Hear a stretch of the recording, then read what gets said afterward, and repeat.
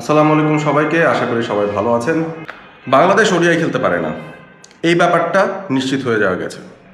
এই যে স্কোয়াডটা রয়েছে বাংলাদেশ দলটার, তারা ওয়ানডে ক্রিকেট কিভাবে খেলতে হয় সে ব্যাপারটা বোধহয় ভুলেই গেছে। খুবই খারাপ লাগছিল আফগানিস্তানের সঙ্গে 3-0 হেরে যাওয়া একটা সিরিজ, সেটাতে খুব একটা বড় আফসোসের বিষয় নেই। আমরা কিন্তু গত বছর ওয়েস্ট ইন্ডিজের সঙ্গে 3 ম্যাচের সিরিজ তাদের ঘরের মাটিতে গিয়ে হেরে এসেছি, কিন্তু সেই ম্যাচগুলোর মধ্যে কি লড়াইয়ের ছিটেফোঁটাও কিছু ছিল না? ছিল, কিন্তু কিছুটা লড়াই হয়েছে, ব্যাটাররা কিছুটা রান পেয়েছেন। বড় বড় রান চেস করতে গিয়ে হয়তো বোলাররা খানিকটা স্ট্রাগল করেছেন, বা ব্যাটাররা যতটুকু পারেন তারা চেষ্টা করেছেন, 300-র উপর রান হয়েছে। এইভাবে এত বড় অসহায় আত্মসমর্পণ বোধহয় বাংলাদেশের ওডিআই দলটাকে আমরা অনেক অনেক দিন ধরে দেখি না।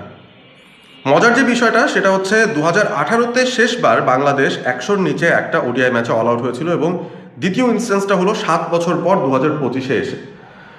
2018 সালে যে ম্যাচটা শ্রীলঙ্কার সাথে বাংলাদেশ 82 রান করে অল আউট হয়েছিল, সেই ম্যাচটার পর গত 7 বছর ধরে এই এতগুলো ওডিআই খেলে বাংলাদেশ কিন্তু কোনো দিন 100-র নিচে অল আউট হয়নি। এই ধরনের ঘটনাও আমরা এখন ঘটতে দেখি। মেহেদী হাসান মিরাজের আন্ডারের এই বাংলাদেশ ওডিআই টিমটা কোনো দিক থেকেই আমার কাছে মনে হয় সুটেবল একটা ওডিআই ফরম্যাটের টিম হতে পারে না। অনর্গল একের পর এক তিনটা ম্যাচে পরাজয়। শ্রীলঙ্কার এগেনস্টে বাংলাদেশ একটা ম্যাচ যদিও জিতেছিল, সেখানেও তানভীর ইসলামের দুর্দান্ত পারফরমেন্স ছিল, এবং সেই ম্যাচটাও যদি আপনি খেয়াল করে দেখেন, শ্রীলঙ্কা যে স্টার্টটা পেয়েছিল, বাংলাদেশের বোলাররা সেই জায়গায় যদি কাজের কাজটা না করতেন, আমার কাছে মনে হয় যে বাংলাদেশ সেই ম্যাচটাও হেরে যেত। সো এত দুর্বিষহ অবস্থা কেন বাংলাদেশের এই দলটার, এটা নিয়ে কিন্তু একটা আসলে রিসার্চ করা প্রয়োজন, যে তাদের মাইন্ডসেটটায় এখন কি কাজ করছে, তাদের মাইন্ডসেটে আসলে কি চলছে। মেহেদী হাসান মিরাজ তিনি পোস্ট ম্যাচ প্রেস কনফারেন্সে এসেছিলেন, এবং ক্যাপ্টেন তিনি যা বলেছেন সেটা শুনে আপনি কতটুকু স্যাটিসফাইড হয়েছেন আমি জানি না, তবে আমার কাছে মনে হয়েছে যে দলটার মধ্যে বিশাল বড় একটা আত্মবিশ্বাসের ক্রাইসিস রয়েছে। এবারের যে ডিপিএলটা হয়েছে, Dhaka premier division cricket league, যেটা বাংলাদেশের সবচাইতে পুরনো, সবচাইতে বড় লিস্ট এ ক্রিকেটের টুর্নামেন্ট, এবং এই টুর্নামেন্টের মাধ্যমে যে ক্রিকেটাররা আসলে ফর্ম দেখিয়েছেন তারাও কিন্তু পারফর্ম করতে পারছেন না। তাওহিদ হৃদয় ভালো রান পেয়েছিলেন, তিনি কিন্তু পারফর্ম করতে পারছেন না। আপনি নুরুল হাসান সোহানের কথা বলতে পারেন, যিনি 2টা সেঞ্চুরি 2টা 50 করেছিলেন এবারের ডিপিএলে, খুব ভালো খেলেছিলেন তিনি, এবং ক্রাইসিস মুভমেন্টে তিনি ম্যাচ কয়েকটা বেরো করে নিয়ে আসার মতো পরিস্থিতি তৈরি করে দিয়েছিলেন। তিনিও পারছেন না ওডিআই টিমটায়। এক সাইফ হাসানকে বাদ দিলে বাংলাদেশের বাদবাকি যে ব্যাটাররা রয়েছেন তাদের যে অবস্থা এই মুহূর্তে, ফর্মের যে অবস্থা বা নিজেদেরকে অ্যাপ্লাই করার যে সিচুয়েশন, সেটা দেখে কিন্তু স্তম্ভিত হয়ে যাওয়া ছাড়া আর কোনো উপায় নেই। এখন আপনি বসুন্ধরা সিনেপ্লেক্সে গিয়ে দেখবেন কনজুরিং একটা সিনেমা বের হয়েছে, কিংবা আরও কয়েকটা ভূতের মুভি বের হয়েছে, ভৌতিক সিনেমা বের হয়েছে। আপনি আমার মতো যদি হন, যিনি আসলে ভয়ের মুভি দেখতে ভয় পায়, আমি কিন্তু সেই মুভি দেখতে যাই না, কারণ আমার ভয় লাগে। কি কারণে ভয় লাগে? মানে ওই যে ভীত সন্ত্রস্ত হওয়ার যে বিষয়, ভৌতিক যে বিষয়টা, হ্যাঁ, ওই ওই ওই ধরনের ভয় আমার ভিতরে আগে থেকে ছিল, এবং সে কারণে আমি আসলে ভূতের মুভি দেখি না।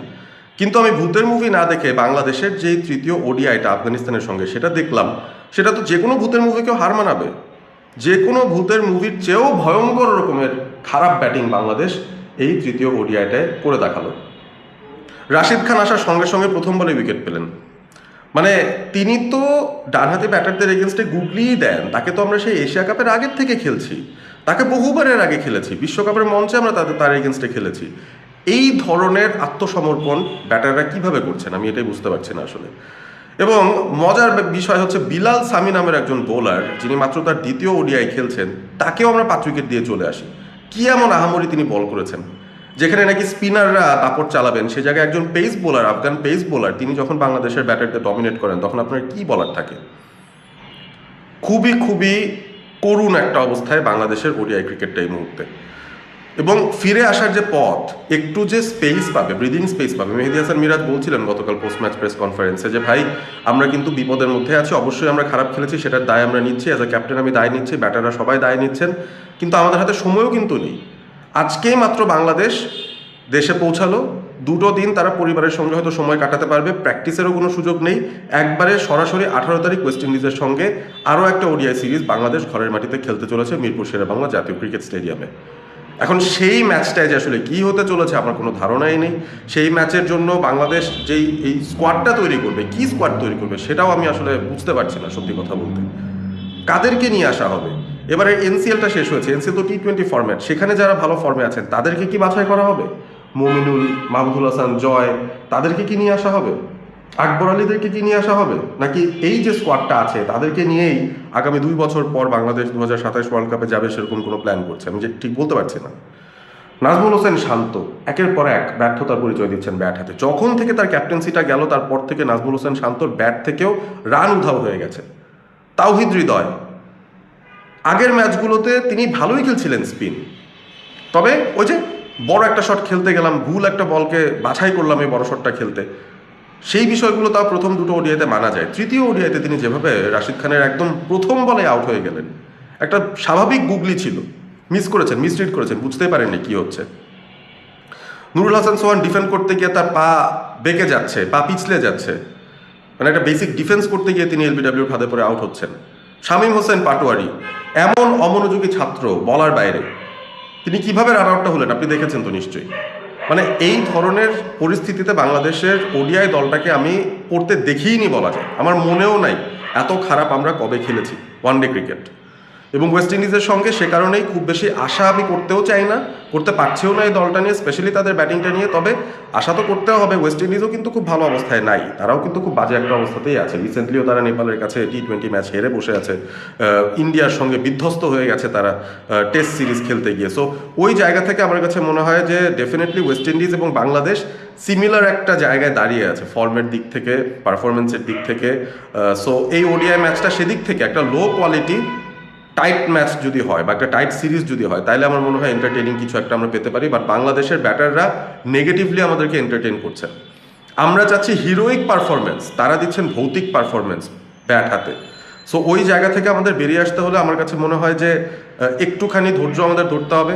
এবং আমি কিন্তু এখনো পর্যন্ত ঢালাও পরিবর্তনের পক্ষে, এই ওডিআই দলটায় ঢালাও পরিবর্তনের পক্ষে আমি। এবং কোন লজিকে আপনারা কোন প্লেয়ারদের আনবেন, বের করবেন, সেই বিষয়গুলো বাছাই করার একটা সুযোগ থাকবে। আরও বেশ কয়েকটা ওডিআই সিরিজ আমাদের আছে বিশ্বকাপের আসার আগ পর্যন্ত। তবে ক্যাপ্টেন্সিও তো একটা বড় ফ্যাক্টর এখানে। আমি জানি না নির্বাচকরা মেহেদী হাসান মিরাজের উপরে ভরসাটা রাখবেন কি না, কারণ আপনি তার বোলিং দেখেছেন তো। তৃতীয় ওয়ানডেতে তিনি যখন বল করতে আসলেন, কি হলো নবীর এগেনস্টে, কি করলেন। যেখানে 250-60 রানের মধ্যে আফগানিস্তানকে আমরা আটকে দিতে পারি, সেখানে মোহাম্মদ নবী তিনটা ছক্কা হাঁকিয়ে দিয়ে মেহেদী হাসান মিরাজের সেই ওভারটাকে একেবারে শেষ করে দিলেন, একেবারে শেষ করে দিলেন। বাংলাদেশ তখনই আমার মনে হয়েছিল যে তারা ওই ম্যাচের মধ্যে বোধহয় আর নেই।